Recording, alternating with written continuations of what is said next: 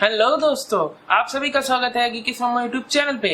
आज इस वीडियो में हम बात करेंगे कि डिलीट, वाइप, शेयर, इरेज ये चारों चीजें क्या होता है। तो चलिए दोस्तों, आज की इस वीडियो को शुरू करते हैं।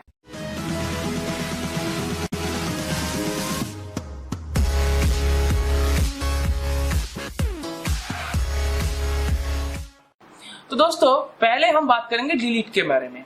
तो दोस्तों, यहाँ पे डिलीट का क्या मतलब होता है कि उस फाइल को नॉर्मली आपके कंप्यूटर से हटा देना, यही हम नॉर्मली समझते हैं। तो दोस्तों, ऐसा बिल्कुल भी नहीं है।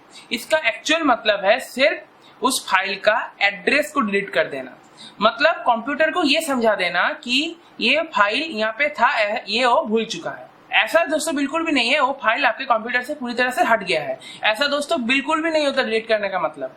डिलीट करने से आपका सिर्फ उस फाइल का एड्रेस डिलीट हो जाता है। एड्रेस यानी कि वो फाइल कहाँ पे है। जैसे कि अगर सी ड्राइव में विंडोज के अंदर एक फाइल है, आप फॉर एग्जांपल मान लो xyz.mp3 ऐसा एक फाइल है, उसका सिर्फ एड्रेस वो कंप्यूटर भूल जाता है कि वो फाइल कहाँ पे है। तो इसी तरह से आप मुझसे ये पूछोगे कि ये अगर डिलीट नहीं होता है, वो फाइल वहां पे ही रह जाता है, तो यहाँ पे स्पेस कैसे इंक्रीज कर जाता है। तो दोस्तों, यहाँ पे स्पेस इंक्रीज करने के पीछे जो मेन वजह है वो है कि वो कंप्यूटर उसका एड्रेस भूल चुका है। इसका मतलब कंप्यूटर ये मान लेता है कि वो जगह खाली हो चुका है, पर वो फाइल अभी भी वहां पे ही है। अगर यहाँ पे कोई दूसरा फाइल आप उस फोल्डर के अंदर कॉपी करना चाहते हो, उस ड्राइव पे कॉपी करना चाहते हो या फिर उस हार्ड ड्राइव में कॉपी करना चाहते हो, तो उससे क्या होता है कि जो पुराना वाला जो फाइल था उसके ऊपर ही वो ओवरराइट हो जाता है।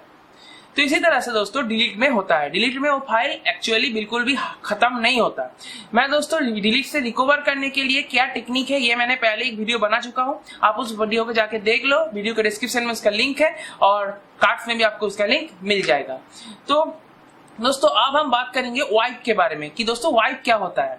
दोस्तों, वाइप का मतलब है कि जो पुराना वाला फाइल था उसके ऊपर ही एक नया वाला फाइल को ओवरराइट कर देना। तो इससे क्या होगा, जो पुराना वाला फाइल था वो डैमेज हो गया, राइट। जैसे कि दोस्तों, अगर मैं एक एग्जांपल ले लेता हूँ कि मैंने कुछ लिखा है एक पेपर के ऊपर, जैसे कि मैं वहां पे लिख दिया xyz, मैंने वहां पे ये लिख दिया। अब मुझे उसको ओवरराइट करना है, तो मैं xyz के ऊपर ऐसे पेन से घिस घिस के उस लिखा को मिटा सकता हूँ, आराम से मिटा सकता हूँ। या फिर मैं उस xyz के ऊपर ही बार बार zxy yzy कुछ भी उल्टा सीधा लिख के उस लिखा को, पुराना वाला जो लिखा था वो मिटा सकता हूँ। इसी तरह से यहाँ पे वाइप में होता है। वाइप में आप जो भी एंड्रॉइड मोबाइल में भी आप देखते हो कि वाइप, स्वाइप टू वाइप या फिर बहुत सारे ऐसे अलग अलग ऑप्शन देखते हो आप वाइप को लेके। तो वाइप का मतलब है कि जो पुराना वाला जो फाइल था उसके ऊपर ही एक नया वाला फाइल को उसके ऊपर ओवरराइट कर देना, तो उससे पुराना वाला फाइल जो है वो खत्म हो जाता है। तो ये दोस्तों होता है इरेज के अंदर। मतलब अगर आप इरेज करना चाहते हो किसी चीज को, मैं जो यहाँ पे भी डिस्कस कर रहा हूँ इरेज के बारे में, तो ये इरेज करना अगर आप कुछ चीज को चाहते हो कि उसका कोई नामो निशानी ना रहे कि यहाँ पे वो फाइल कभी था, तो इसके लिए आपको वाइप को यूज करना होगा आपका हार्ड डिस्क के अंदर भी। अगर आप हार्ड डिस्क के अंदर इरेज करना चाहते हो कोई फाइल को या फिर किसी भी फोल्डर को, कुछ भी हो, तो वो आप सीधा वाइप कर दीजिए। तो हार्ड डिस्क स्वाइप में क्या होता है कि जो पुराना वाला डेटा था उसके ऊपर कोई नया वाला डेटा, मतलब को कुछ भी रैंडम डेटा हो सकता है जो कि 0 और 1 के फॉर्मेट में है, वो वाइप करने वाला जो सॉफ्टवेयर है वो पुराने वाला डेटा के ऊपर रैंडमली कुछ भी रन करा देता है, मतलब कुछ भी लिख देता है पुराने वाला डेटा के ऊपर। तो इससे क्या होता है कि पुराने वाला जो डेटा है उसको रिकवर करना बहुत ही मुश्किल हो जाता है। तो इसी तरह से दोस्तों जो वाइप है वो काम करता है। तो इसी तरह से भी आप वाइप करके किसी भी फाइल को पूरी तरह से डिलीट कर सकते हो, या फिर आप अपने हार्ड डिस्क को तोड़ सकते हो, या फिर आपके हार्ड डिस्क में बहुत ही हेवी मैग्नेटिक फील्ड के अंदर एक हार्ड डिस्क को घुसा के उस फाइल के पूरा जो नामो निशान था वो मिटा सकते हो आप। ये तो छोड़ दीजिए, कोई ऐसा करेगा नहीं। अगर आपके कंप्यूटर में कोई ऐसा डेटा है जो कि काफी कॉन्फिडेंशियल है, मतलब किसी के हाथ में अगर डेटा लग गया तो काफी खतरनाक हो सकता है, तो आप उसको इरेज करना होगा आपको, ना कि डिलीट। आप कभी भी उसे डिलीट मत कीजिए, आप उसे इरेज कीजिए। तो इरेज करने के लिए एक टेक्निक है वाइप और दूसरा टेक्निक है शेयर। इस शेयर का क्या मतलब है? इस शेयर का मतलब है कि वाइप में क्या होता है कि पूरा का पूरा जो हार्ड डिस्क है वो पूरी तरह से उसके ऊपर कोई फाइल ओवरराइट हो जाता है। तो इसी तरह से वाइप में होता है, बस शेयर में ऐसा नहीं होता।